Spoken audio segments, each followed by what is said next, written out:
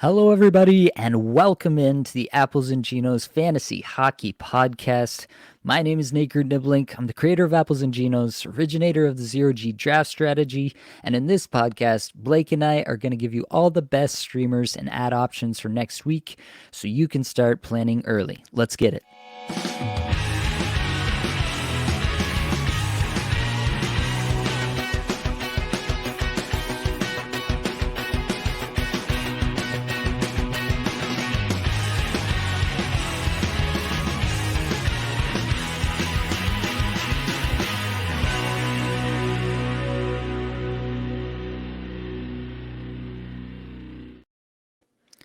Now, of course, I have your friend and my best friend, Blake Creamer, here with me. Blake, how are we feeling tonight?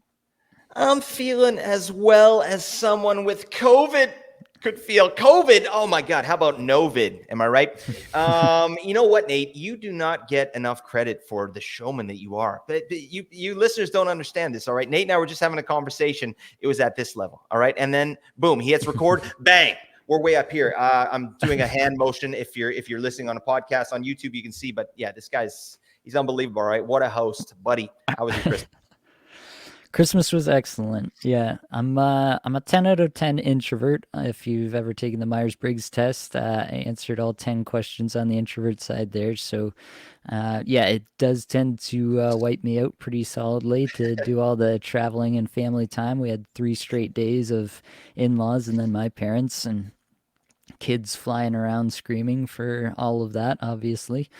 But yeah, we're back home now and I'm trying to settle back in, get a weekend in and some New Year's celebration in before we get back to real life. But yeah, it's been a week and I'm happy to be here with you tonight. Oh, that's nice.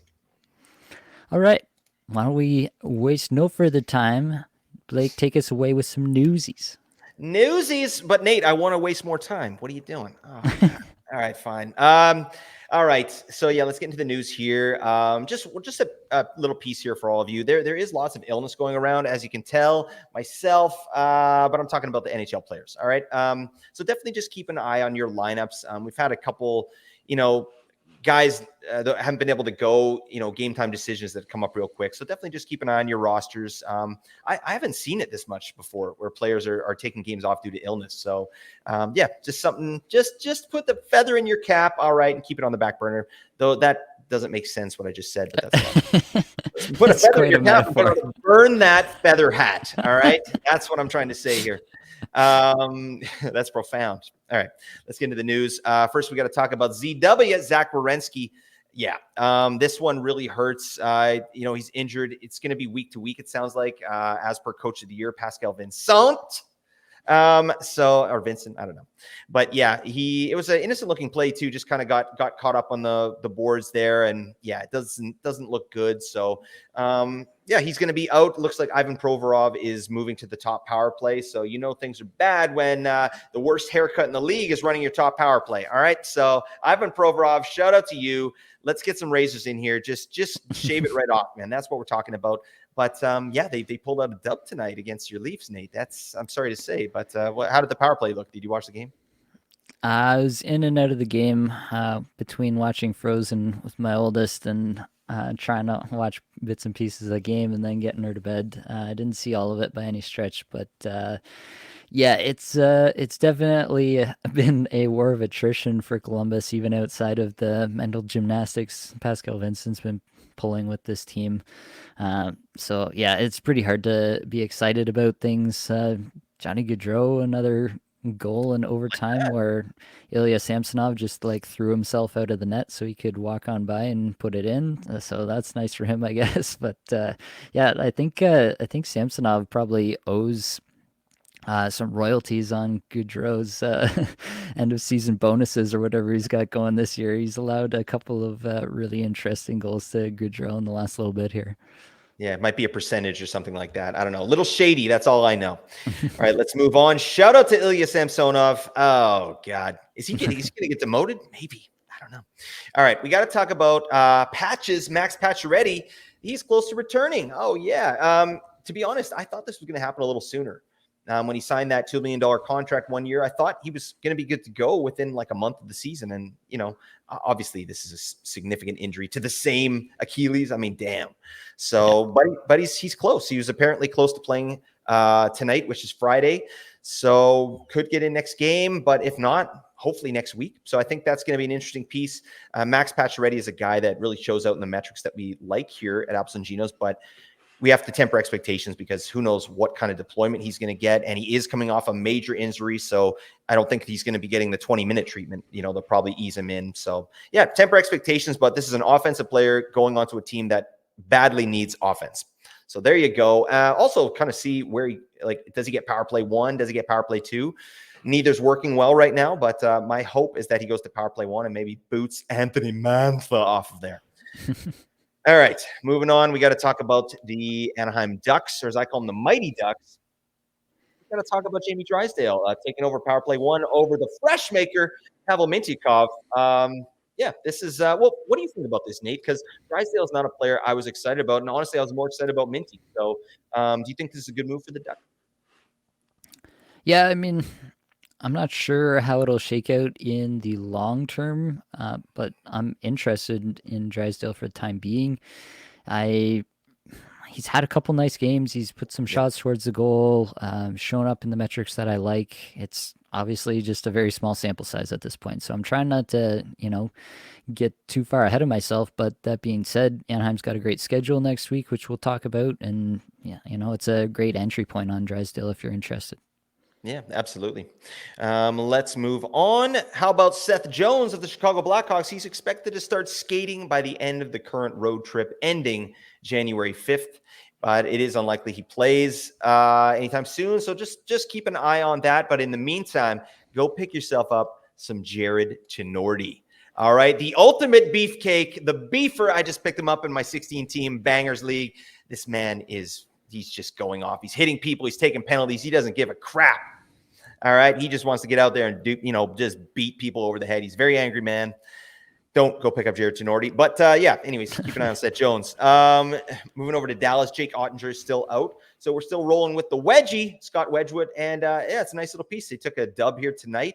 Rupe, Baby Dry, Hints with the Hattie. So that's very nice. I've got him in a points league, and I needed that. I needed those goals from him. Yeah, he's been very consistent, Rupe Hintz, hey, but just not really in the goal scoring department, has he, Nate? Yeah. Yeah, it's been a bit of an odd year for Hintz. It's been a bit of an odd year for Dallas in general. Like, they're winning, so like there's not really a lot of reason for them to change, but they're definitely a lot more spread out.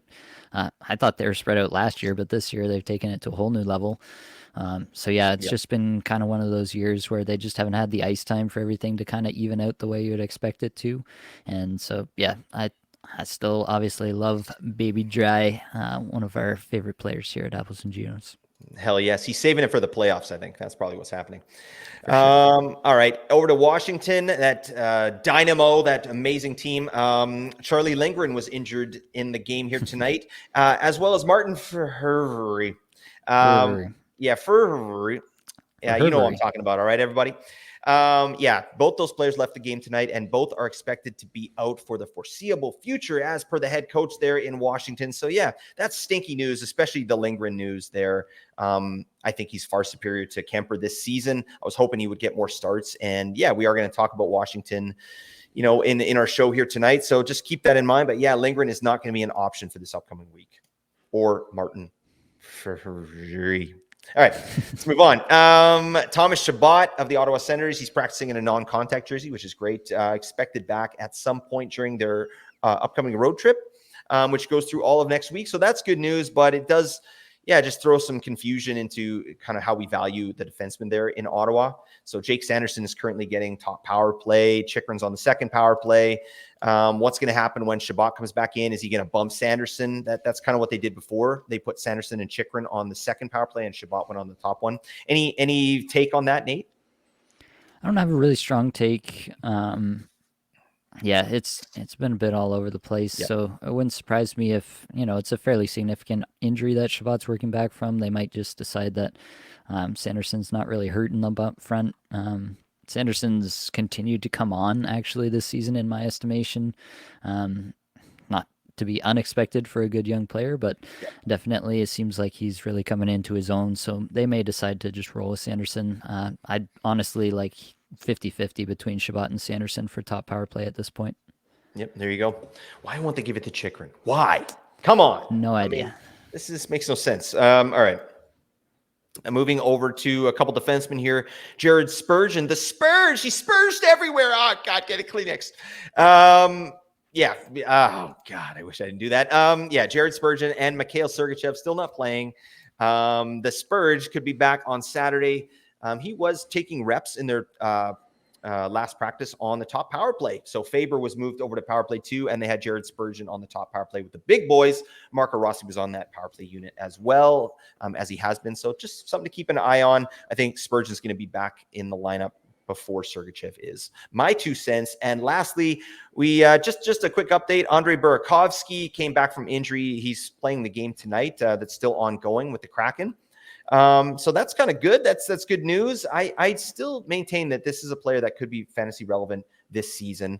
Obviously, he's coming back off injury. He wasn't getting deployed very well this game. He's on the third line there with those beauties, Tai Kartai. All right, and Kylo Yamamoto. That might be the top 3 names in the NHL. Let's agree on that. All on one line. Damn. I'm here for that, but he was getting power play 1. So just something to think about. Andrei Burakovsky, put him on your radar. Anytime Seattle has a great schedule, I think this guy's a great streamer and could end up a streamer with benefits. So that is it for the newsies. Nate, take us into week 13. Absolutely. Let's not waste any time. Monday, we have just the one game, the Winter Classic for this year on January 1st, New Year's Day. Tuesday, we have 13 games. Wednesday, back down to 2 games. Thursday, another 13 games. Friday, 3. Saturday, 12 games. And Sunday, 4 games. So you can see, obviously, it's a very polarized schedule. Not very much on the off nights and a ton of games on the 3 heavy nights this week. In total, we got 48 games played. That's generally considered a light week by the way that I like to measure things, 50 or under being a light week. And so really, with this one Monday game, you're probably just looking at Seattle Vegas. If you're trying to get an early week stream, there's neither of those 2 teams play on either Tuesday or Wednesday, so there's no preferred team between those 2 teams for like an early week couple of games to kind of get you ahead of your opponent in your matchup. There are 3 teams with Wednesday, Friday off nights: Anaheim, New Jersey, and Washington. And there are 4 teams with Friday, Sunday off nights. That's Anaheim, Chicago, Winnipeg, and Washington again. So if your league is not super active, you could do the Seattle or Vegas stream on the Monday and then go into an Anaheim or Washington stream for the Wednesday, Friday, Sunday off nights and get all the off nights the entire week that way. If your league is more active, though, you probably have to go ahead and grab the Anaheim or Washington players right away on Monday, or even in advance of that in some cases. So keep that in mind as you're going through and looking at who you might be looking to pick up. And yeah, those are the only 2 teams with the 3 off nights this week, which we'll get into. So those are definitely going to be priority teams to stream from this week.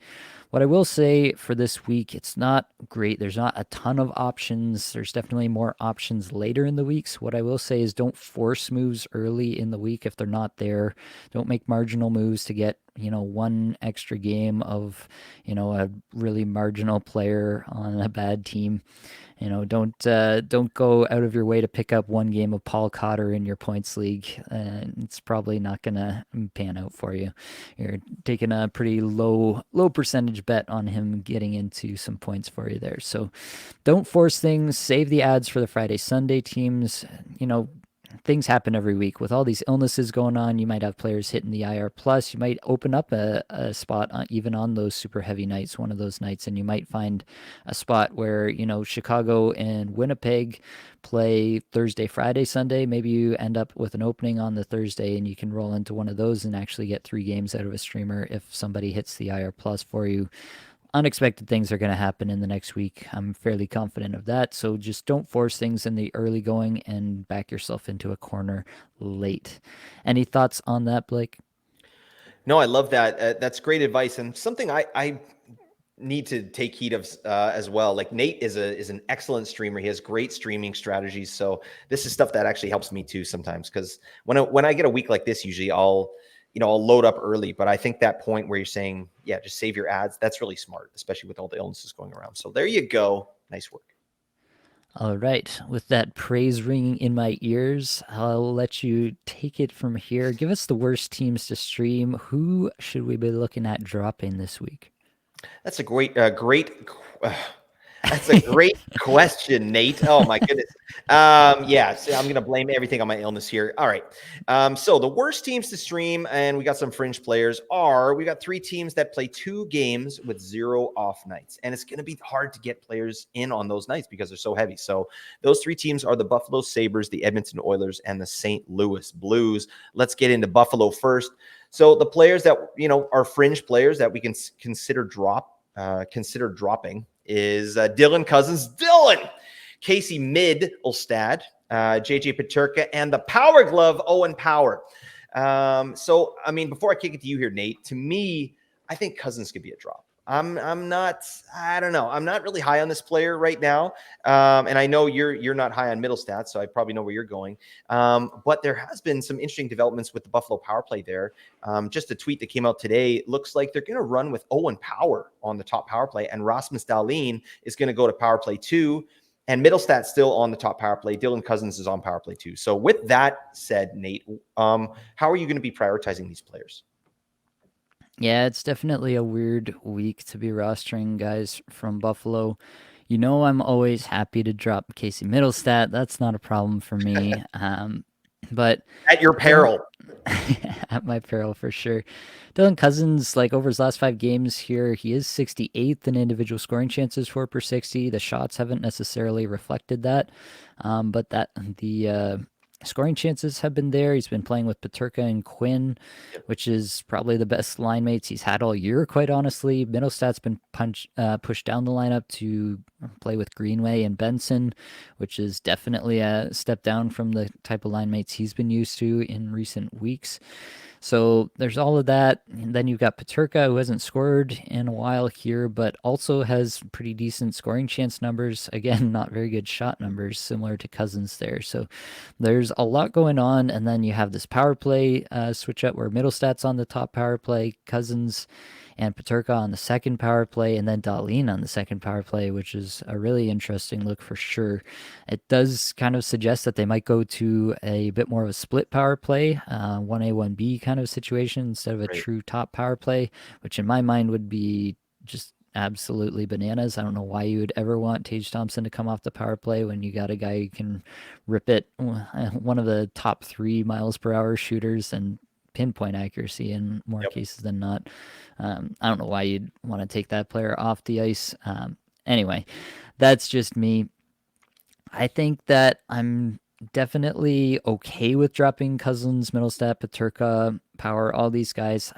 I'm struggling to see that really Dahlin's going to stay on the second unit for all that long. This feels like one of those situations where they try it out. Maybe it gives some people a jolt and they start to figure things out. But eventually, like, this is going to shake back out. And my 2 cents, it probably shakes out sooner rather than not. Maybe they try it in practice and it doesn't work at all, and they go back to it before they even play next week. That's also an option in my mind. So I do like Power. Like, his on ice stats are always terrific. He's not much of a shot producer or chance generator individually, but his on ice stats are always really good. He plays with Dahlin, obviously, a fair bit. Plays a ton of minutes for Buffalo, and Buffalo now has pretty much their full complement of forwards back. Obviously, Middlestat getting pushed down the lineup. That just helps everybody. Paterka, Quinn on the second line. You got the top line reunited. Thompson finally healthy and ripping shots again. Everything seems to be on the up and up at this point in terms of their offensive ability, at least. And so Power should run into points that way. But yeah, I don't think he's a must roster for this week, especially if you're looking at your defense and there's somebody sitting out there, maybe Spurgeon's out there and he is back and he's on that top power play, and you just want to take that shot on an actual top power play guy that you're feeling really confident in. Yeah, Power's probably the one that I'm most interested in hanging on to just for the underlying stats, but Cousins is up there too. Paterka and Middlestat, I'm more comfortable letting go at this point, but honestly, I feel like I could flip on that pretty quickly. It's a pretty fluid situation in Buffalo right now. Yeah, absolutely. And their two nights that they play are the it's the Thursday and the Saturday, right? So if you get rid of them, you may have a chance to pick them up again if for some reason you can fit them into those games. So something to Yeah, think about. Like you said, this might not even be this power play deployment might not even happen. They did that in practice, right? yeah. But it might not see the light of day. So, anyways, I'm with you. Power is the one that I'm probably holding out of those four. All right, let's move over to the Oilers. And yeah, in terms of streamers, there isn't a ton like fringe guys. There isn't a ton on the Oilers. It's either boom or bust usually. So we have talked about Matthias Ekholm, so we got to consider him in that list. But I wanted to throw this to you as well. What about Darnell Nurse this week? Because looking at even just their ranking in cupful scoring, like Nurse is 134th and Ekholm is 185th. So I mean, yeah, that is a big difference there. But I mean, Nurse isn't he obviously in a bangers league, we're not dropping Darnell Nurse, there's no question. But of those two players, what do you think? Because obviously Ekholm has put together a nice little run here and some decent metrics too. Yeah, Ekholm's metrics have been really solid pretty much all season long, quite honestly. Like in the between 10 and 20 and basically all the metrics that we like to look at here at Apples and Gino, shots per 60, individual and on ice scoring chances 4 per 60, and on ice Corey 4 per 60. Really solid stuff across the board. He's on a 40-point pace on the season. He's got 5 assists in his last 5 games, averaging close to 22 minutes a night. That's a little bit up from his average on the season, so he's getting more and more ice time of late. He's fifth in shots per 60 over the last 5 games here. Everything is looking really solid for Ekholm. Definitely don't think he's going to, average an assist per game the rest of the way or anything crazy like that. But I Mhm. am really actually trying to hang on to Ekholm at this point. I have him in a spot, and I don't know if I can stomach only Yeah, getting 2 games out of him next week, but I'm gonna yeah, do me my too. damnedest to try to hang on. Nurse is a guy that I want to hang on. He does score goals from the defense position, which is not something that you can find super easily. Double digit goals guy, Mhm. in my opinion, pretty comfortably, and should honestly be getting more assists in my estimation. 9.6% on ice shooting percentage on Edmonton. That you figure that's going to change. So I feel like he probably ends up closer to a 40-point pace from here on out rather than the 31-point pace he's currently on. So I am trying to hang on to Nurse as well. I honestly, there are definitely leagues out there though where you're dropping both these guys. Like 10-team leagues, you're probably really seriously considering it. 8-team leagues, you probably have to do it. And does this mean I have to drop Warren Fogle as well? Oh man. Never. Oh no, I'm hanging on to until the wheels fall off. That's how we do. Book it. Okay. Love Warren Fogle. Shout out to Warren Fogle. That reminds me of the guy from Superbad. What's is that was his name? Fogel. Fogle? Yeah, McLovin? Oh, there we go. Okay. That's Warren Fogel's new name is McLovin. All right. nice. That's yeah, we'll book that. All right. You're gonna see a new emoji on the Discord, everybody. All right. Okay, now let's move over to St. Louis. And the fringe players for St. Louis are Braden Shen, Torrey Krug, and Colton Parayko. So, yeah, this is an interesting one because these are all viable players, in my opinion. So, I don't think they're going to be easy drops. Well, Krug to me is not an easy drop, but what's your take on these three players here, Nate? Yeah, again, I don't want to be dropping Krug right now. I watched some of the game tonight. I'd talk about not trusting the eye test, but Krug did look good in the game tonight the part that I watched. St. Louis has actually turned this thing around a fair Mm, bit since firing Brube. It has had the effect that they wanted, in my estimation. And so I'm a little bit more bullish on all their players than I have been previously. That being said, like Braden Shen continues to have some truly abysmal metrics: 268th in shots per 60, 247th in individual scoring chances 4 per 60 over the last 5 games. He's really been the odd man out there in St. Louis for most of the time since Berube's been fired, playing at even strength with Kasperi Kapanen and Jake Neighbors. I like Neighbors, but yeah, Kapanen is kind of a journeyman at this point in his career. Definitely not somebody that's super exciting. Still getting top power play, so he can run into some points there, but it's definitely not a player that I'm absolutely feeling like I have to hang on to in a situation like this. Pareko, you're definitely getting rid of. Krug. Yeah, like I said, I'm trying to hang on. The latest returns have not been terrific, but he's still providing enough under the hood that he's still skating close to 22 minutes. He's getting the deployment. He's clearly the offensive guy there.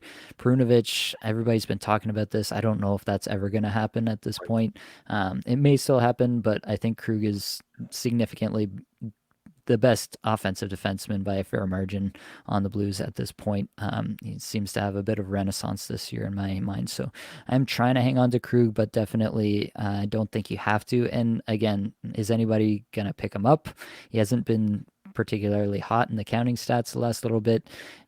Maybe you can just drop him for this week, get your stream, and then get Krug back. So you have to weigh that risk and how much it'll actually benefit your team to drop him this week, but I'm not going to fault you for it. Absolutely. All right, let's move on to the next team that has the second worst schedule here. It's the Seattle Kraken. They play 2 games with 1 off night, and they do play that Monday, that the Winter Classic there. So you're definitely going to want to hold your Seattle Kraken through that game, right? And then you can kind of figure out what you want to do. But their whole team is basically fringe players, right? I mean, we got to talk about Jared McCann, right? I'm not sure that he's a must hold through this week. Like, obviously, he's their best offensive player, so I'm trying to hold on to McCann if I can. Eli Tolvanen, and how about the jerk store, Oliver Bjorkstrand? This man is popping off. Well, he's not popping off, but he's doing well. All right, he's doing stuff. Couple assists tonight. Oh man, did they score again? In overtime. Oh, we got the win. Nate and I both have Joey Decord in a couple spots, so we're happy with that win. Thank you, Joey, for your service. What a beautiful man. All right, that's good. Now I feel better. But yeah, we're looking at Bjorkstrand, Adam Larson, who provides a lot of value in a lot of formats, actually. Matty Beniers and Jordan Eberle. So of these players, are there any must-holds in your opinion, Nate? Honestly, I don't think so. I'm comfortable dropping any one of them.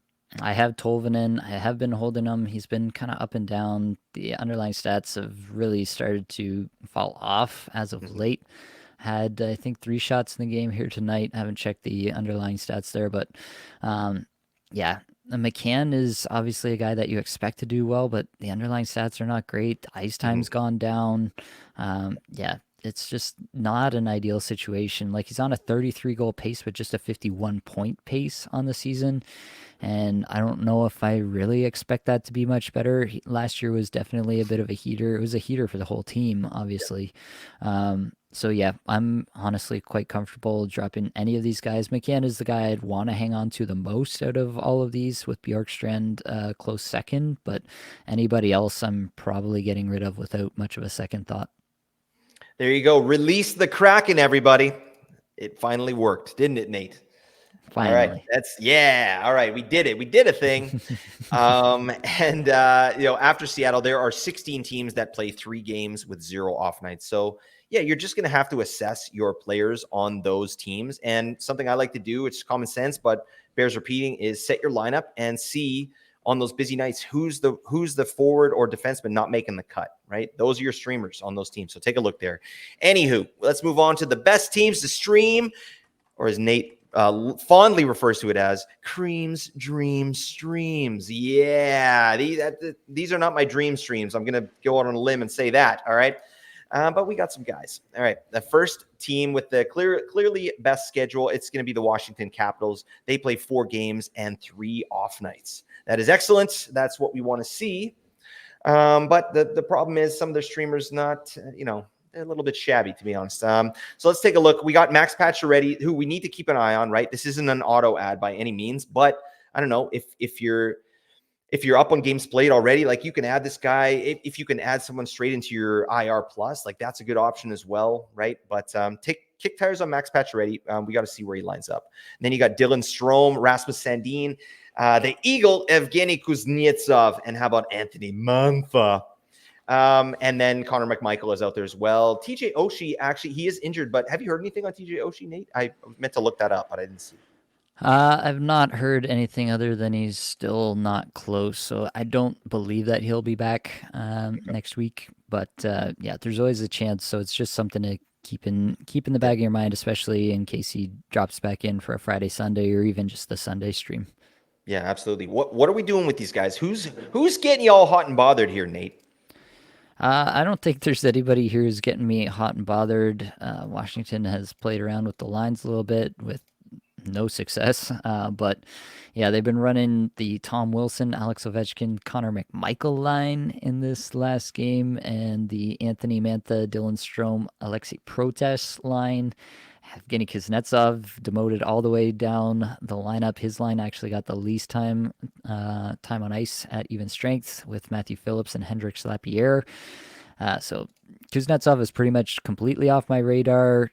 I think Pacioretty and Strome have some interest. If Pacioretty's on the top power play, which feels like a decent bet, but not one that I'm confident in making without seeing some actual confirmation of that, then definitely I think Pacioretty's interesting just for that alone because Yep. he is probably instantly the third most talented player on that power play outside of Ovechkin and Carlson. So that would obviously be of some interest.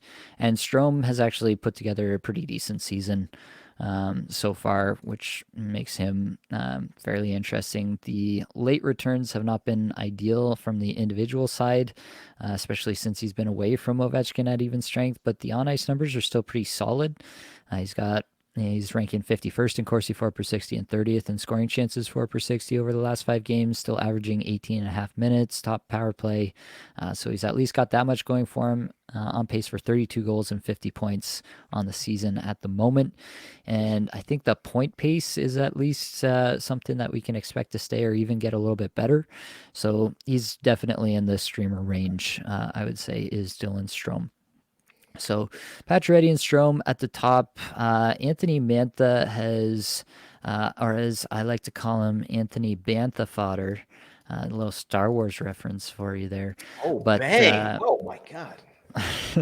but he had a nice little run here of late, which had some people kind of interested, myself included. I'm not going to lie. He had a 6-shot game, 2, 3, 7.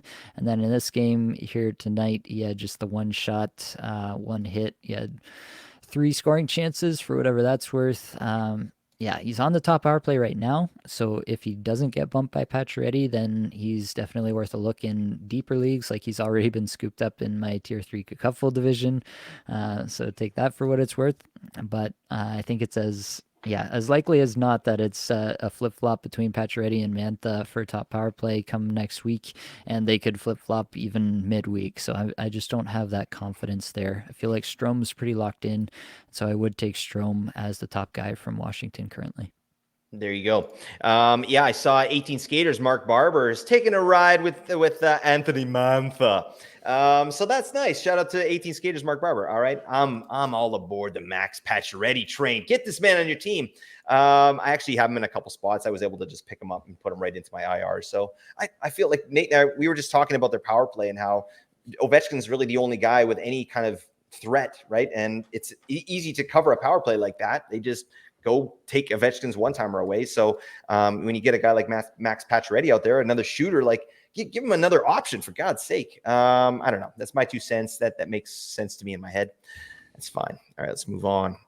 Next team we like, Anaheim. They've got a good schedule as well. 3 games played, but all on the off nights. So they're playing Wednesday, Friday, and Sunday. Pretty nice, pretty darn nice. And they have some reasonable streamers if they're out there. So you definitely got to check on some of these players. But obviously we're looking at Trevor Zegras, right? They just got shut out tonight, by the way, which really sucks. Ingram got the shutout there for Arizona. So he's hit or miss these days. But when he hits, he's basically just getting shutouts. Like you get a shutout, you get a shutout. I don't know what the hell's happening. But yeah, Trevor Zegras. So check that out. Troy Terry as well. These guys They have to be owned for this week. There's no question. You got to get those guys on your team. And then we're looking at that late night beauty that the club is closing. The lights have turned on, and there's Cam Fowler. He's by the bar. Okay, Cam, you want to join my team? I know you're power play too, but that's fine. Let's just get over here. And he's like, yeah, sure thing, buddy. So Cam Fowler's there. The fresh maker, Pavel Mintyukov, Alex Killorn is there as well. And Jamie Drysdale, again, rolling with power play 1 right now. Very nice. Adam Henrique and then Ryan Strome kind of round out the players there on Anaheim. Is there anyone here besides Zegras and Terry that's kind of getting you excited, Nate? Not excited, definitely. Yeah, not the right word, maybe. Yeah. Yeah. Killorn, I mean, he's got 5 points his last 5 games. The underlying stats are putrid. So there is God. that. Yeah, 281st in shots per 60, 297th in the individual scoring chances, 4 per 60 in the 200s in both of the on ice metrics that we like to look at as well. But he is getting a bunch of minutes and playing on that top line, top power play. So deployment wise, if he can start to actually put some things together, then maybe he can get there. But yeah, he definitely has some work to do on his portion of the program there. Jamie Drysdale is obviously of interest as long as he's on the top power play. And like I said, he has actually done some good things under the hood. 6th in individual Corsi 4 per 60 in his first 3 games back. So that's nice. 42nd in on ice Corsi 4 as well. That's not terrible. It's not ideal, but it's not terrible either. So Jamie Drysdale looking the part in the early going here. I don't know if that'll last or if they might move the power play around between the 3 of them now. There's definitely some uncertainty there. Mintyukov, his ice time has continued to decrease, unfortunately, and it really just seems like they're content with him being a third pair guy and honestly not even having power play now with Drysdale back at the moment. So I don't know if I feel like super confident that Drysdale's like locked in the power play guy from here on out, but he's playing pretty well at the moment under the hood, and he's got the deployment at the moment. So definitely be cognizant of those lines. I'm not like dying to rush out and grab Jamie Drysdale, to be quite honest with you, because I mean it still is Anaheim, right? At the end of the day, Yep. but definitely I'm interested, and I would be interested if assuming that this power play deployment holds moving into next week, and we feel like pretty solid in that come Sunday. Yep, absolutely, man. All right. Well, let's move on to some of these other teams here. So there are a couple teams that play 4 games with 2 off nights, and those teams are the Chicago Blackhawks and the Winnipeg Jets. So let's look at the Chicago Blackhawks. Do we have to, Nate? Oh, God. No. All right. And we got to talk about that ultra beefer, Connor Murphy. All right. This guy he hits, he blocks, he Juliannes. He does it all, except score or get any kind of points whatsoever. So he's out there. Nick Foligno, or as I like to call him, Lou Foligno. He's out there as well. Philip Kurashev, Taylor Radish, Jason Dickinson. It's hard trying to remember these guys' first names now that I'm looking at the Nate just put the last names on Chicago. I'm struggling here. And then Kevin Korchinski as well. So of those players, I mean, to me, Foligno, I mean, he's getting deployment with Bedard, so that's nice. And he's putting some goals on the board too. So that's an interesting piece to me. And Jason Dickinson, like these guys are just doing it somehow. I don't understand. But of these Chicago players, where would you go if you had to pick one or a couple? Yeah, it's not great. I'm trying not to pick anybody from Chicago for sure. That's the correct answer. But yeah, I mean, Foligno's averaging over 20 minutes a night in the last 5 games, so there is that. Can't really deny that, but like his metrics are just completely awful. 358th in shots per 60, 290th individual scoring chances, 4 per 60. On ice numbers just as bad. 344th in on ice Corsi, 4 per 60, and 251st in on ice scoring chances, 4 per 60. I feel like I could get those numbers playing with Connor Bedard. I would literally just like hand him the puck, like physically hand him the puck inside our zone and watch him skate down to the other end and take shots, and my on ice numbers would go up as a result. So yeah, Could you do it with the panache that Nick Foligno does it with? I mean, come on. I don't know if anyone's ever described Nick Foligno as having panache, but I guess there's a first time for everything. That's right. Yeah, so Foligno's the guy with the deployment, I guess. At the moment, Khrushchev has had some decent runs. He's got 4 assists in the last 4 games that he's played. So there is that, I guess. Mhm. Um, yeah, I'm just not excited about anything that's going on there. But yeah, Khrushchev and Foligno are the line one, power play one guys that you can take a swing on. Kurchinski is the power play one quarterback at the moment. So I guess he's your guy if you're desperately needing a defenseman stream. Again, not excited, but he is getting some minutes there and getting the top power play. So you could maybe do worse in a 16-team league than Kevin Korchinski. Yeah, or like just a really engaged league, like even Cupful. Like I could see people rostering Kevin Korchinski, right? It's power play one defenseman. Like it's slim pickings out there, So I mean, just for a streamer, like I actually don't mind that. I don't mind Foligno either, to be honest. I mean, I'm not going to get him. I'm not waiting up until midnight so I can click and get Nick Foligno on my team. But I think they're actually reasonable options there. All right, let's move on. Let's talk about the Winnipeg Jets. Some of the players you're looking at here: Neil Pionk. All right, Brendan Dillon for the beef and the beef only. And how about Mom Spaghetti? Cole Perfetti. Nino Niederreiter, Adam Lowry. I'm Mike Lowry, and Alex Iafallo. So yeah, of those players, I'm liking Perfetti. I think Perfetti's definitely worth a look here this week. Also, Alex Iafallo. I mean, the metrics no bueno, but he's getting some power play one time. So where are you with these players here, Nate? Yeah, it's a little bit weird. Like the guys that the metrics likes are not getting the deployment, and Yeah.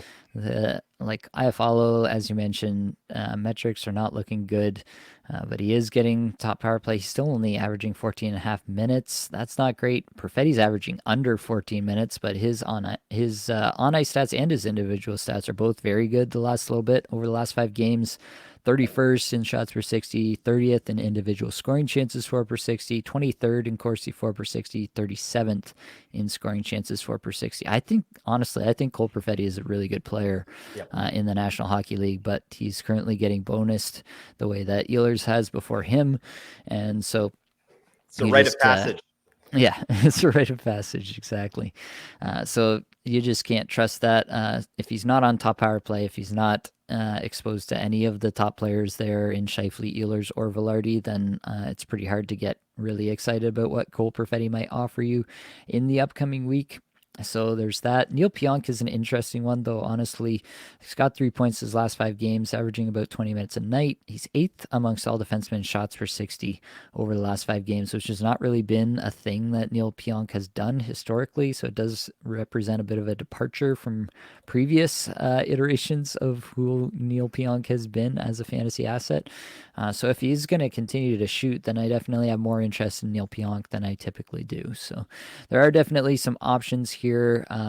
And I think, you got to take Iafallo just for the odds that somebody's going to bank one in off his stick or he's going to walk into some a few points here or there. Um, so I do think that you have to take Iafallo, but it's not going to feel good with any of these guys really. And maybe in the end you want to just go with Niederreiter and hope that he gets onto one of his big heaters. He's got 3 goals in his last 5 games, so maybe he's en route to one of his patented Nino Niederreiter heaters that he goes on for a couple of weeks and then completely falls off the face of the earth again. Yes, it is Ned Niederlander. Three Amigos. Anybody watch that? Way before your time, Nate. Don't at me. All right. All right, let's go. Next team we're looking for New Jersey Devils. They play 3 games with 2 off nights. So there's some decent streamers here on this team as well. So Dawson Mercer, I think, is a really great piece, actually. He's out there.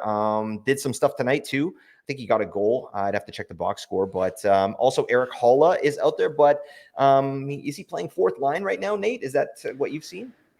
He was, but I did see in this game he got elevated, and I believe he was actually Nice. playing alongside Heischer in this game. So I can double check that for a second. Okay. But yeah, he was up there with Palat and Heischer on the second line in this game. So he did get up there. That's a good sign for him for sure, and makes him obviously much more palatable if that's going to be the case.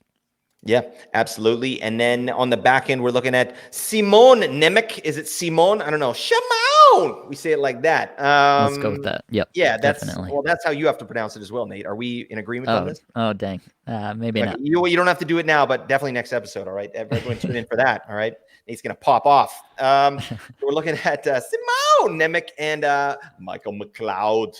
That makes me think of Die Hard. That's McLean. And then Andre Palat. Those are all options here on the Devils. Luke Hughes as well. I mean, I don't know. He's like 70% rostered, but he was dropped in my couple league recently, and I picked them up. This is amazing, and got him just in time for this 3-point beautiful game that he got. So, where are you at with the Devils, Nate? Who are you liking of this list? Yeah, it's definitely Dawson Mercer, who I'm most interested in. The underlying metrics are not great, but he does have 3 goals, 6 points in his last 5 games. Did get a goal in the game here tonight, averaging 17 and a half minutes. That's obviously good. Yeah, 235th in shots per 60, 184th in individual scoring chances, 4 per 60, and around 250 in both on ice metrics that we like to look at. So definitely nothing to write home about there, but on a bit of a hot streak here, getting decent minutes. Yeah, you can do worse definitely than Dawson Mercer. It would be a pretty interesting conversation between him and Eric Holla if their current deployment holds, where Mercer is playing with Meyer and McLeod, and Holla is playing with Heischer and Palat. I think honestly, Nico Heischer is playing through something. His minutes are way down. His shot rates are way down this year, so I think Heischer is playing injured. Is my current take on why Heischer's having the season that he's having, and so that makes being on Heischer's line just a little bit less attractive. So overall, I'm not like through the moon about either of these players. You could take Mercer just for the extra minutes that he's seems to be getting lately, but neither of these players are, super exciting players. Nemec is a guy that I've had some interest in. Definitely, he's getting more minutes. He's averaging more minutes actually than Luke Hughes, but Hughes has been getting the power play, and his metrics look slightly better than Nemec at the moment as a result of that. Basically, you get a bigger percentage of your time on the power play, your overall metrics are going to look better. So that's kind of what's happening between Hughes and Nemec. If you switch the roles, I'd be very interested to see what their numbers might look like at the end of the season. So I do have some love for Nemec, even in a power play 2 kind of situation where he's averaging between 20 and 21 minutes a night. I still think that's a decently valuable situation for a guy like Nemec. So in deeper leagues, I don't mind that call either. Yeah, I like it. I think you can definitely take a shot with that player. All right, let's move on to the last team here. It's going to be Calgary. They play 4 games with 1 off night. We're just going to rip through here, but you got to get Blake Coleman. Oh, yeah, buddy. This guy's on a heater, or he was. All right. And, he'll come back. All right. We Blakes, we stick together. But yeah, that's a guy actually held through kind of a stinky week. And so I'm going to have him next week. So I'm happy about that. Noah Hannafin is out there as well. He's back on power play 1, Nate. Noah Hannafin. No, I believe it's still Anderson. Anderson missed the Doing stuff. practice, Right. so there was some kind of rejigging of some things, but I am anticipating that'll still be Anderson in the next game. There you go. And then we got one of the Yegors, Yegor Sharangovich. He's out there as well, cooled off a little bit. Mikhail Backlund, Andrew Mangiapane, and Connor Zary of the Flames. Who are we picking from this group? I think honestly the most interesting one is Sharon Govich. Big minutes, like almost 21 minutes a night. Still got 4 points in his last 5 games here, just the 1 goal. But underlying metrics are not great, but not terrible. The shots are not great, especially 279th in shots per 60, but 131st in individual scoring chances, 4 per 60. That's at least like average, I would say. And when you're getting 21 minutes a night, average is good enough to get you some streamable point production, I would Yeah. say. So Sharon Govich is probably the guy that I'd be most interested in at this point. And then Hannafin, skating 24 minutes a night. Basically, any defenseman skating 24 minutes a night with the kind of decent offensive chops that Noah Hannafin does, I think you're interested in that for fantasy purposes. What's up with Connor Zary's Corsi 4 per 60 here? It's 25th overall. Is what do you make of that, Nate? Yeah, honestly, I think that's just a function of him being on the top power play and then not getting a ton of minutes anywhere else. In the lineup, he's been playing. In the last game, he actually played with Kadri and Pospisil on A kind of popsicle. an interesting line to say the least. Is that line? Yep. So I'm assuming he's just kind of being a part of those lines that shovel shots at the net from Yep. afar and then getting some power Spectating. play Yeah. time. Yeah. Yeah. Cool. All right. Well, that is that. And this is this. We got to talk about the best players to stream from Nate Groot Nibbling. What do you got?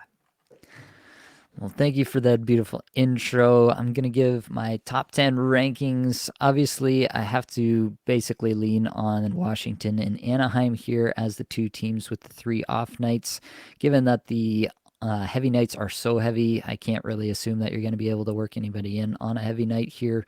So I am going to just go with the teams with the 3 off nights, really assume that you're only going to be able to fit these streamers into your lineups on off nights.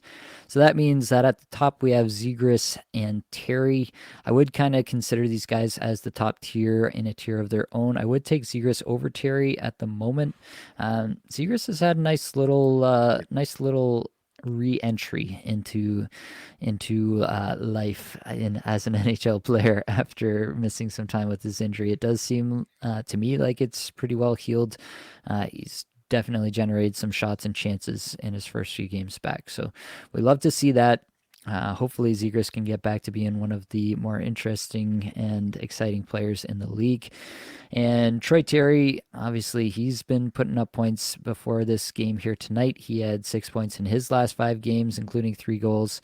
The underlying metrics were not so hot.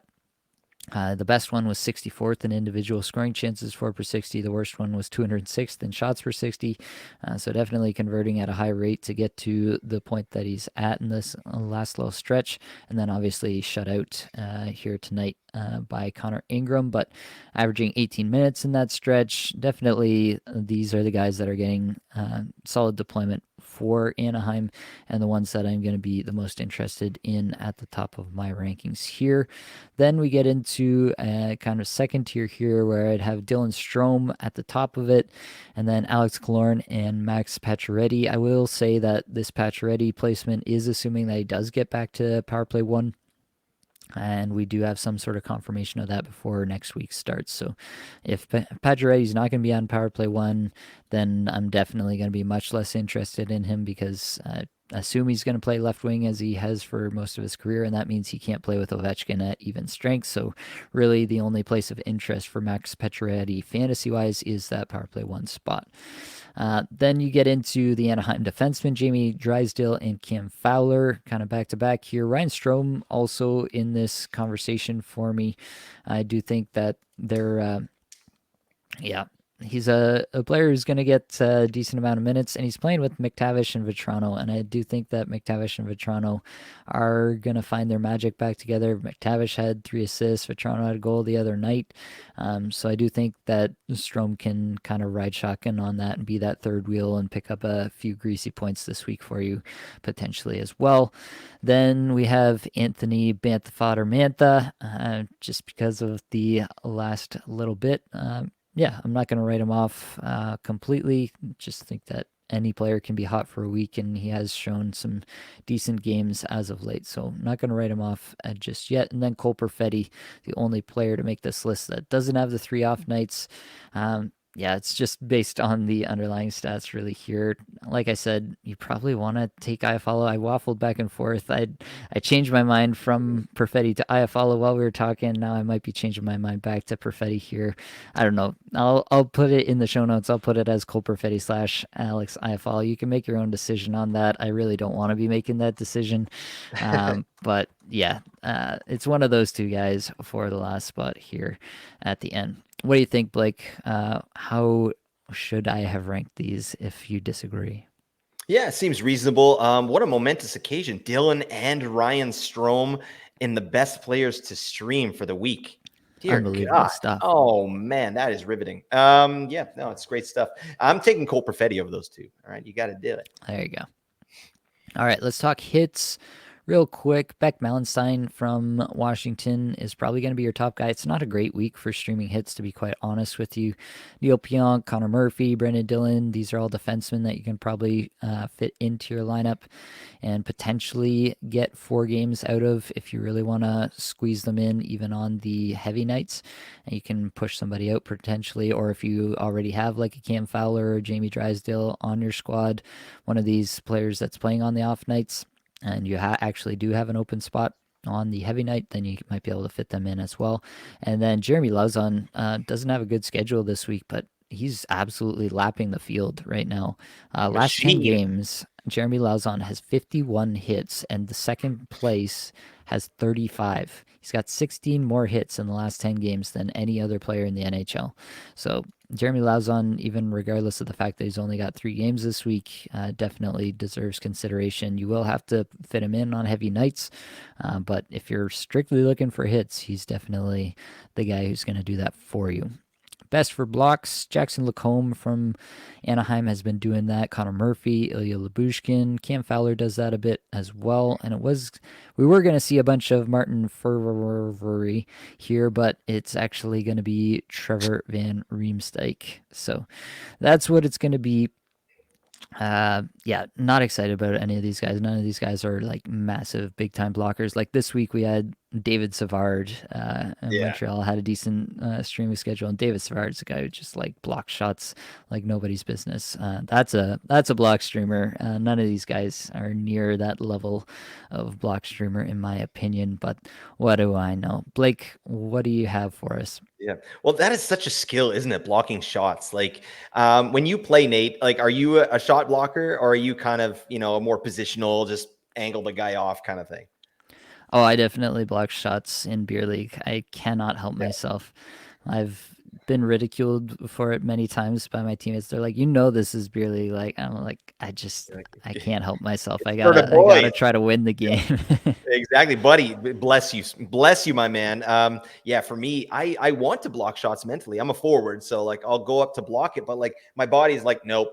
Like it just moves out of the way subconsciously. So yeah, I get a lot of ribbing from my teammates being like, "Can you get in front of that?" I'm like, I'm sorry, I was there. I'm trying. One time I blocked the shot with my sternum, and I don't even know how to do it. I was like, and then anyways, that was not good. Shout out to Jeremy Lozon. All right, I love that beefer. All right, that's all I want to say there.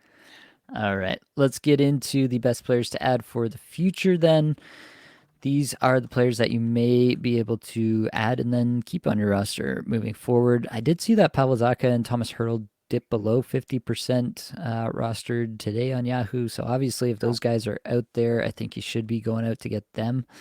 Yeah, Zacha playing with Pasternak at both even strength and on the power play. That's prime deployment, and he's good enough to get those points.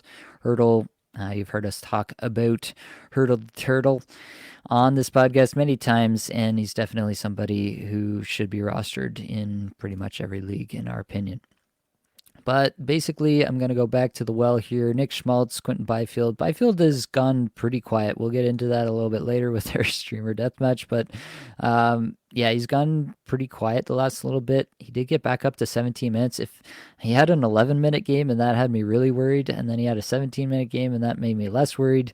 It's a little bit up and down with Byfield right now for me mentally. And I'm just worried that the Kings are just not going to deploy him enough where he can really settle in game to game and be a consistent force the way that I believe he can be. So I do think that the ceiling here is so high that I have to keep him on this list and keep him high on this list because I do think like there's another gear here where you could actually just completely take off and be a dominant force. But yeah, take that for what it's worth. It's definitely a bit of a boomer bust player at this point. Trevor Zegras and Troy Terry make this list as well. So I do definitely do think if these guys are out there, they make good ads in your league. You get the great schedule this week, and potentially you have a guy rest of season who you might just hang on to. And then Josh Norris, who's been making this list pretty consistently. I'm going to keep him here. He makes it as the 5th player. And then I did want to throw an honorable mention to Ricard Raquel, who's just 26% rostered, but has had a couple of 5-shot games and put up a bunch of points in the last couple games here as well. One thing that's keeping me from pushing Raquel up this list is that Brian Rust is apparently fairly close to returning. I don't have an actual idea on when that might be. Might it be as soon as this weekend? But when Rust returns, got to watch what that does to Raquel's deployment. If that starts to come down, if he gets bumped off his current line, what happens there would definitely have a big effect on Raquel. So keep an eye out for that, but Raquel definitely playing well currently, and I'm definitely interested. Sub 20% rostered. Going to keep shouting out Sam Bennett until it comes true. I Feel foolish at this Yeah. point doing it, but Positive thinking. yeah, I'm gonna I'm gonna keep that power of positive thinking moving forward. And then Matthias Michelli is 11% rostered, had another assist tonight. Just been consistently pumping out assists, has been shooting more this year, as I mentioned before. I think he's definitely worth rostering in deeper leagues. Sub 10% rostered, we'll throw Mantha in here just because I think he could have a role if he continues to push his way forward. Maybe he is the guy who sticks on the top power play. I don't necessarily think that's the case, but this is sub 10% rostered, and we're really looking for somebody down there. So I'm willing to ride a guy like Mantha for this week in those super deep leagues, see if he does continue with that power play one deployment, and then maybe he actually continues that into a solid rest of season. We've seen it with Mantha before. Like somewhere within him is that guy who was scoring at a 70 plus point pace all those years ago in Detroit, right? I don't know. Maybe. Maybe at Yeah. least. So, Blake, tell me where I'm crazy. Tell me where I went wrong with these long term plays. You're not crazy, buddy. All right, you're bang on as usual. Yeah, I'm big on all these players here. I like the Raquel thing as well there, but you missed Blake the Snake Coleman. Oh man, come on. Yeah, he's literally line 3 power play 2, so that's why he's not there. But yeah, this guy's crushing right now. So also, Oliver Bjorkstrand is out there as well, but I don't know if you're going to be holding him all season long like you would the rest of these units. So there you go. For sure. All right, long term plays at defense. Torrey Krug, top of the list still. It is fairly sparse as it has been for most of the last month, at least, I guess I would say. But Torrey Krug still top of the list for me personally. Ivan Provorov, given that Werenski is out week to week, I will throw Provorov out here. He's going to get a ton of minutes in my mind, the way that Werenski was before. So I think Provorov is a fairly safe, if unexciting, option as a long term play, as long as Werenski is out for however many weeks that Werenski is out. Then we got Noah Hannafin, who I've talked about before, another kind of steady Eddie option, not getting a ton of power play time, so he's not gonna pop off or anything, but definitely good enough to provide you some points and provide you some peripherals as well. Jared Spurgeon, who I've been touting here, continues to make the list, and I think Brock Faber is good enough to keep on the list even if he does come off the top power play. I still think he's gonna probably be like 24 plus minutes a night for the rest of the season, and so yeah, that's enough to keep him here for now.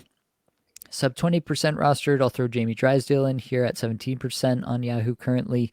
As long as he's on that top power play, I think he's going to have some relevance for points leagues at least. Sub 10% rostered, Shimon Nemec, who we talked about, 9% rostered currently. Yeah, I've said what I need to there, but I definitely think in deeper leagues, you can look his way as well. Your thoughts on the defenseman, Blake? Yeah, they're great. We got to talk about the Power Glove though too. We got to get him in there if he's gonna get power play one. Damn, you got to keep an eye on the Power Glove at the very least. I think he could probably be more valuable than a guy like Jamie Drysdale, maybe, or definitely Shimon. We could, we definitely want the Power Glove over him. But there you go. Fair enough. All right, let's keep rolling. Talk about some goalies. Top of the list is going to be Martin Jones for me. I did change this up after the game tonight. Like Samsonov is just playing at like a below AHL caliber level right now, and yeah, I think that means that Martin Jones is going to get a good long run here, unless they like really go crazy and go get a goalie. I think they still feel like Wool will come back and will be that guy that locks down the net for the stretch run and into the playoffs. They're in a playoff position. Like they're not really in any danger of losing their playoff position at the current moment. So I don't think they're going to do anything rash. And that makes Martin Jones pretty interesting. Like I think Jones is just in a prime spot. Like the Leafs have actually given Samsonov some pretty good defense the last couple times he's been out, and he just hasn't been able to make a save. I think Jones can at least be not horrific on any given night and provide you with something in that way. So Martin Jones, then John Gibson. who's actually been pretty good in each of his last few outings. He's at 44% rostered, so he may be out there for you. Alex Lyon at 28%. Detroit pretty much has no goalies, so Alex Lyon actually could get a good run here. And honestly, like Ville Husso was not exactly lighting the world on fire when he was there, so who's to say that Lyon couldn't actually just run away with this thing? Wouldn't be the first or the last time with the various zero G shenanigans we've seen go on over the years. So Lion makes this list. There's actually more out there. Like I had trouble making this list Yeah. this week. Joey Decord's out there. You're gonna struggle because Chris Driedger randomly got that start to start the week, even though they're coming off a break. I really thought that was going to be another Decord start. But it was Driedger, and he played pretty well. So that makes me think that, next week Driedger could get another start. And as we talked about, Seattle only has the 2 games next week. Yeah. So then you're looking at a pretty tough place to be rostering Decord through next week. But Decord has definitely played far better than Philip Grubauer on the season so far. And I think he's maybe buying himself a bit of rope there. So I think that definitely Decord could have some long-term value. And then Elvis Merzlikins came out of the game, I guess, with illness tonight. But yeah, Columbus is terrible defensively. He's going to get peppered with shots. If that's valuable in your league, Merzlikins has valuable. If that's not, and you get heavily penalized for goals against, then Merzlikins is definitely not for you.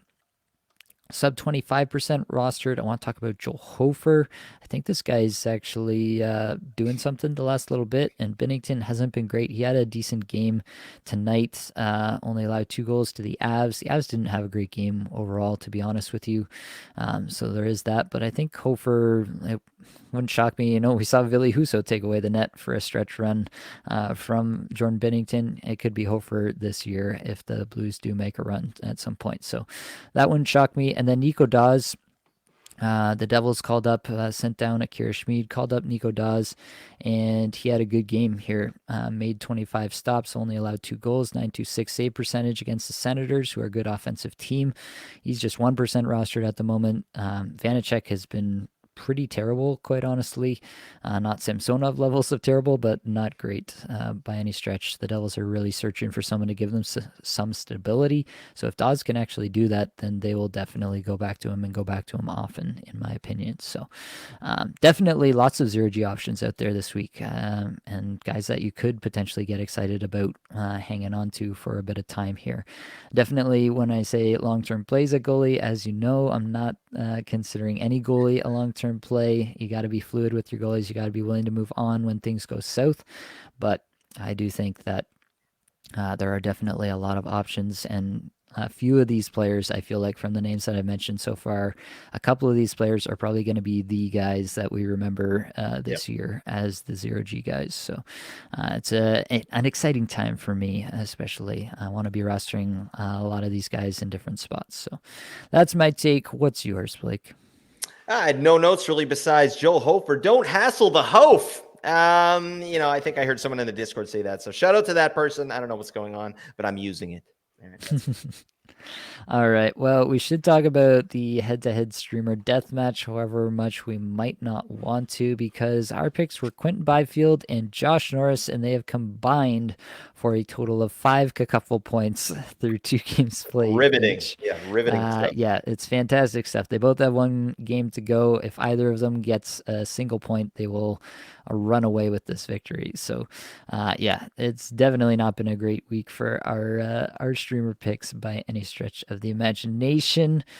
But we have to make some picks for the upcoming week, Blake. So for week 13, who's it going to be? There are a few teams, obviously, with 4 games played. I assume that's where you're going to go.